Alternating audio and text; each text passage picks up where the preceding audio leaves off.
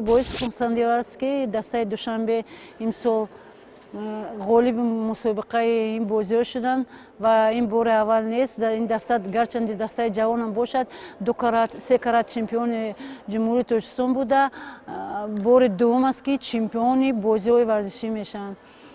албатта ин ғолибият ба даст овардани мо ин буд ки мо аз рӯи технике ки бо нисбати ҳарифони худ доштем, аз рӯи вай кор кардем ва имрӯз чун ҳамон истифодаи мо буд ки ғолиби он шудем. мо варзишгорон ифтихор аз он дорем ки дар чунин сарзамини биштосо зиндагӣ мекунем ва умр ба сар мебарем. Барои мо бонувон шароити хуб барои варзиш машғул шудан муҳайё гардидааст.